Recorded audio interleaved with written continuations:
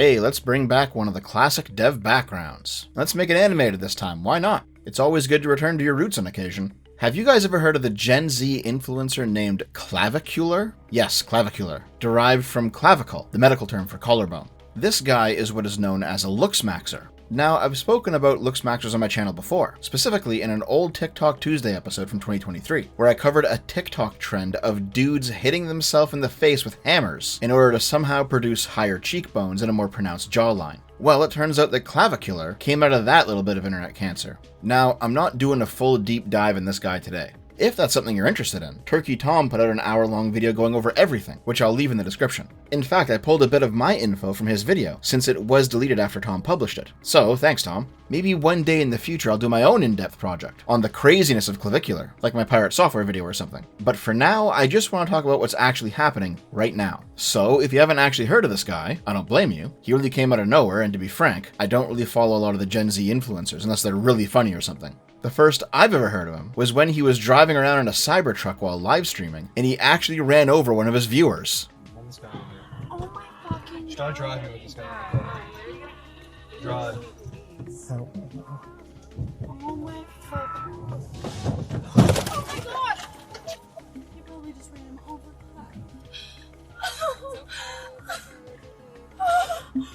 Oh my god. Oh my god. He was on the car.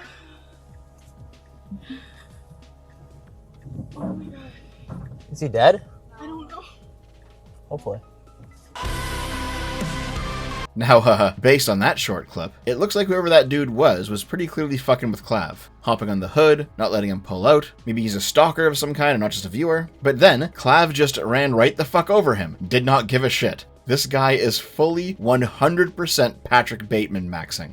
So, yeah, this was my first experience with Clavicular, but he's had a long history online in red pill, incel, and looksmaxing spaces. While he was in high school throughout the 2010s, he began posting on the forum looksmax.org. Going over his posting history reveals that he was doing steroids as early as 14 years old. The reason he gave was because he wasn't willing to wait for puberty to kick in. He wanted to be a giga-chad right away. As a result of the steroid use, Clav began to suffer all sorts of side effects. His body stopped producing natural testosterone, causing erectile dysfunction and shrinking his balls, which he admitted to on video. So right now, I am infertile, but I'm not able to have a kid right now. But if I wanted to, there's a protocol I can put in place to be immediately good again. Wait, why are you infertile right now? So it's just like a negative feedback loop when you're not needing to produce testosterone anymore because your body realizes, okay, we're getting it from an exogenous So you're not producing source. any testosterone naturally? No. He also began to inject lemon bottle, which is a random substance you can buy online, advertised as dissolving body fat, as well as PDO threads, which are these weird organic fibers injected into the surface of the skin that tighten it up and stimulate collagen production. Oh, also, he injected this shit into his cock in order to try and make it bigger and counteract the effect of the steroids. For his face, he got regular old Botox. Remember, he's doing a lot of this shit while he's under 18, and he's doing it either DIY or with shady doctors. Eventually, his parents found out what he was doing and began to steal his DIY looksmaxing drugs, which pissed him off immensely. After high school, he ended up moving in with his grandma and getting a job as a bouncer. It was at this point he started doing meth to lean max, burning off any excess body fat and giving his face that desired hollowed out appearance. After getting into a fight at the bar and his boss realizing he was an obvious liability, Clav decided to fully lean into the influencer thing, moving out to LA and doing TikTok and Instagram full time. But personally, here's where my interest peaked. Clav went on a right-wing podcast arc, as so many red pill or incel adjacent types do.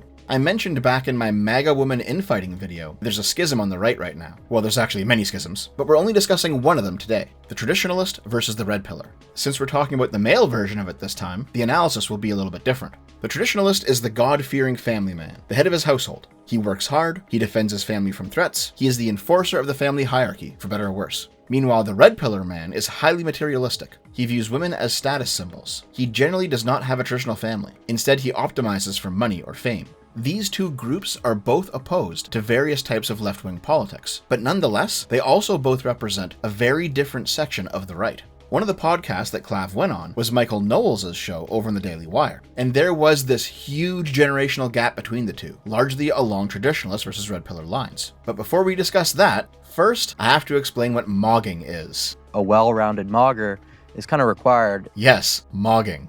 I'm someone who just wants to mog, essentially. Mogging is Gen Z slang for outclassing, generally used to describe differences in looks, but not exclusively. When you mog somebody, you're basically just being better than them in their presence. The term mog was originally amog, standing for alpha male of the group, in the Red Pillar lexicon. Over time, the A was dropped, and it just became mog or mogging. The divide between Knowles and Clav is conservative traditionalism versus extremely narcissistic individualism. Though there's a lot of funny exchanges in this 2-hour podcast, I think this one displays the difference in their views the best. When Knowles tried to get Clav to say that trans people are bad for society.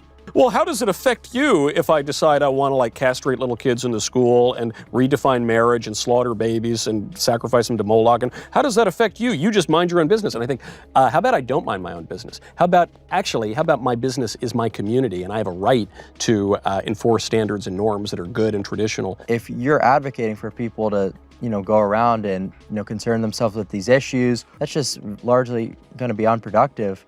And, it might seem like a doomer mentality or like, you're just going to let society go to It's like on an individual level, it's not going to be productive. But on a political, right. Well, look, it's been productive in as much as, at least the trans thing, there's so many other problems. Well, at least the trans things, though, we've kind of won on that. Well, the way that I see trannies is like, that's one more person to mog once they brutally butcher themselves. Yeah, it's pretty clear that Clav is not in any way pro-trans, but he also clearly doesn't give a shit about Knowles' social concerns either. He's just happy that from his point of view, trans people are destroying themselves, so he can mog them better. Listen, I don't think that Clavicular is a very smart person, so I don't think this whole thing was just an op, where Clav is just shitposting and mogging the whole time, while Knowles is trying desperately to get the next rising Gen Z star to buy into his movement. However, when I hear a sequence like this, I gotta wonder. This next election cycle, who's gonna win? It's gonna be Gavin Newsom against JD Vance because JD Vance is subhuman and Gavin Newsom mogs. JD Vance is subhuman? Yeah. What makes you say that? He's got a very short total facial width to height ratio. He's obese, very recessed side profile, whereas Newsom is like 6'3" Chad. This is actually parroting a lot of the other Gen Z talk I've seen online regarding this stuff. Right now, the millennial conservatives are running around calling JD Vance the future. Meanwhile, the Gen Z guys, though they're not progressive at all, they're still saying that Newsom is a Chad due to his physiognomy. I can't believe that America's gonna have a looks-max president, guys. Of course, despite Clav claiming that he ended JD Vance's presidential campaign, it turns out that his sense of self-importance is quite inflated, just like everything else on his body. But here's the real problem with all of this. Before the Knowles appearance, everyone on the right was ready to wholeheartedly embrace this guy as their next young influencer, like he was the new Kyle Rittenhouse or something. But after that, they all walked away. Why do you think that is? And no, it's not as simple as he insulted JD Vance. Well, if you listen to this clip from his Nick Fuentes appearance, you can probably pick up on what's going on. Someone said what you're doing is Faustian. Really? Yeah, because you're like going beyond. You're like reaching outside. You're using the latest science, modifying yourself with surgery. Even though you're, in a way, you might be, you said this the other day, you might be like destroyed in the process. Like it might take years off your life, but it is about going beyond. It has to be done, dude. I'm willing to push the limits so far on what's necessary because just like the times that we're living in, man, it's crazy. That's who we are. That's our DNA. That's what we do. That literally is our DNA, is to push the limits. Because black people look at white people like, shit, white people skydiving, I ain't going up on an airplane. And whites are like, dude, we're going to go to the fucking moon. Yeah. We're going to hike to the tallest mountain. We're going to go to the bottom of the ocean. We're going to do what's necessary. That's who we are. To reach Giga Chad. Obtaining Giga Chad sounds pretty funny, not gonna lie. And shortly after this, Fuentes began to say the same things on Twitter about Newsom versus Vance, which frankly sounds a lot gayer coming from him, given his past. However, it's pretty clear that looks-maxer men have the same problem as, like, Madonna, who keeps getting surgery after surgery in an attempt to stay young, ending up looking like a fucking alien. If you want to see the male version of this whole thing, it's the Bogdanovs. Sargon gave a pretty good take on the whole matter, at least from the traditionalist point of view. The problem Zoomers struggle with is that they understand there was a thing called masculinity that they are seeking to reconstruct, but they only have the aesthetics from which to judge. They understand nothing of the essence which produces the outcomes. Their reconstruction therefore looks artificial, immaterial, and bizarre from the authentic position. They were raised in a feminist system and lack the cultural tools to actually become men in any traditional sense, and so they are left attempting to pick up the pieces. In other words, the modern feminist society of the West, which has devalued masculinity and raised a bunch of feminized males, has left young men with no idea of what it is to be men. As such, they are recreating the aesthetics of masculinity, but nothing else. And you know what? There's probably a little bit of truth in this, though I think Sargon is massively overstating his case, considering that looks maxing is not actually all that common among young men. But nonetheless, there is something here worth talking about. During the 2010s, the height of online feminism, there really was this idea pushed by a lot of vocal feminists of the time that masculinity was toxic, that to be a true male ally and a woman respecter on some level just meant you had to fucking castrate yourself. This is why so many feminist millennial cultural influences are cucked and desexed. Like, for example, that politically correct baby it's cold outside thing or whatever. There's many examples of 2010s feminism viewing traditional male sexuality as problematic. As a result, the next wave of young men coming up who were living in that paradigm, like Clav, were left without many role models or a path forward towards a truly positive masculinity. The people who filled that void ended up being those men who would not cuck out to the 2010s feminists, the men who were unapologetically men, and as a result, the men whose masculinity was highly toxic, the Andrew Tate types. The feminists and progressives failed to have a vision for a truly positive masculinity within their space, and as a result, when young men had to choose between toxic masculinity and no masculinity at all, it's no surprise they chose the toxic.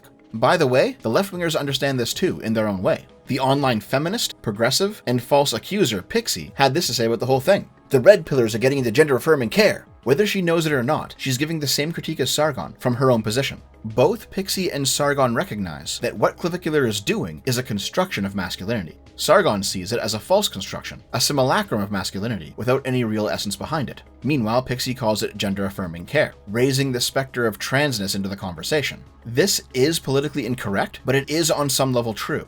Being, let's say, a trans man for this conversation, is a construction of masculinity where originally no masculinity existed. Sargon's belief that Clavicular is the product of a feminized society trying to reconstruct a sense of the masculine self is the same critique as Pixie's. Another take that I thought was interesting is the idea that the looks maxer will never feel the joy of looking like an ogre and having a bad bitch at your side. This is the ugly bastard fantasy you see in hentai sometimes. But here's the thing, looks maxers do not actually care about getting women. Clav himself makes that very clear. Instead, looks maxers want to be the trophy. They want to be the ones gaining all of the attention for their attractiveness. They don't want a prize hanging off their arm. They want to be the prize, which again, somebody like Sargon or some other traditionalist type of person would call fundamentally feminine behavior, simply taking on a masculine form. Eventually, the right wing got wise to the fact that, using their own internal logic, Clavicular, and looks maxing more generally, was spiritually feminine and transgender, even though Clav himself is a cis male, and not at all in line with left-wing ideas. And that is when a whole bunch of right-wingers began to turn on him. It's actually really fucking funny to me that a whole bunch of the popular right-wing talking heads were completely willing to glaze this guy like crazy and turn him into the next right-wing personality, until they had to come to grips with the fact that not everything that appears anti-woke on the surface is a form of right-wing politics. And as a result, a bunch of them started pretending like they always hated him when they didn't. Would Charlie Kirk have gotten assassinated if he were Chad? Well, probably not, and here's why. Good-looking people experience something called the halo effect, so it's quite possible that if Charlie were to be better looking, someone wouldn't have hated him enough to assassinate him. As for what actually drives all of this, I think it's just bog-standard self-hatred, nervousness, and a lack of social skills. Clav spoke incessantly on the looks maxing forum about how talking to other people made him nervous, and how to live in the modern world as a hermit, how to ignore people, never make friends, never talk to others. He often played this up as him being a superior alpha or whatever, but a lot of it pretty clearly stems from loneliness and feelings of inadequacy.